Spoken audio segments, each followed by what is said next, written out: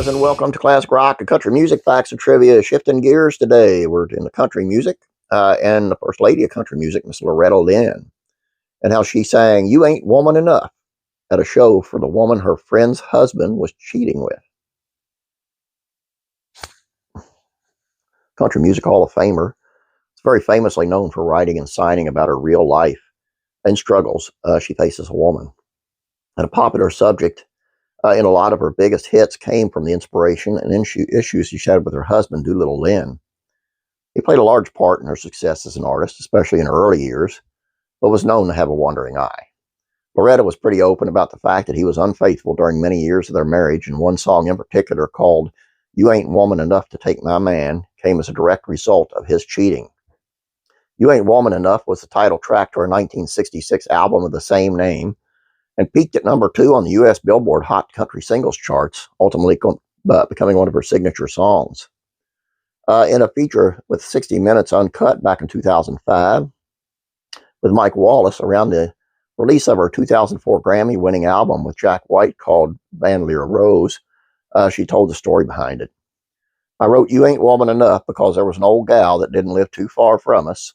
Her name was," and I'll censor that part, "and I hope you're listening, you old bag.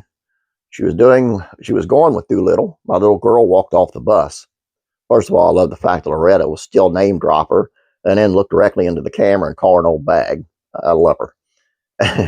And some of her team started laughing in the background when she said that, and in true Loretta fashion responds with this: "What are y'all laughing about? This is the truth. Can't do nothing about it, can you?"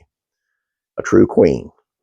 Jack White, who produced the aforementioned Bandolier Rose album, said Loretta never forgot any of the girls' names that she found out were sleeping with her husband. During the recording process of that album, he said Loretta would always tell him exactly who each song was about, and she never, ever forgot any of them. To be a fly on the wall for that.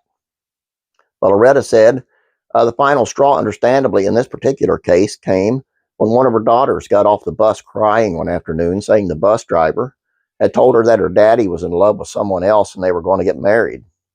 But my little girl come off the school bus and says, "Mama," she was crying. I said, "What, honey?" She said, "This old girl that's driving the school bus says her and daddy's in love and they're going to get married." And Miss Loretta did not appreciate that one bit. I said, "Oh, I found out who it was. Doolittle was stepping high. He had this woman over at my house telling me that that's all a lie, and I could see that she was lying, and Doolittle too. I just thought, well, they deserve each other, but that was the end of that."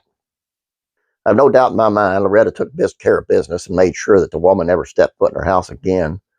But when it actually came to writing the song, she put it together in 10 minutes after the fans snuck backstage and told her about her cheating husband was sitting in the audience with his side chick at Loretta's show. One night at one of my live shows, me and a girlfriend were talking. She told me her husband, who was there with her, was running around on her. She was crying because when she came through the door to get into the show, she saw the other woman was also there. I said, "We'll fix that old gal." That night I sang "You Ain't Woman Enough," and I dedicated it to her. Girlfriends got to stick together. Now that's a real friend. They simply don't make them like Miss Loretta anymore, but they certainly should. Love Loretta Lynn. I actually did a show one night with her lead guitarist. We was down in Nashville, played a place down in Nashville. And this guy, he was the leader of the band too. And you know how country Loretta is, and he was a rock and roll guitarist, man. I mean, he was loud. He was great, really good guitarist. And that's been several years ago, maybe 10 years ago, something like that. But that's just one of those things that you get to enjoy when you do things, when you play music, is to meet people like that. It's pretty neat. And he talked about Loretta and how cool she was. And was supposed to get introduced to her, but never happened. She passed away before we had the opportunity. That's just sad for me, but she's in a much better place. That's all I got for you guys. I hope you appreciated country music for a change. I hope you liked it. Please don't forget about classic TV facts and trivia. It is on Leave It to Beaver. Pretty good one. Please subscribe if you have not yet, and please like this video. You guys have a great day. God bless, and I'm praying for you.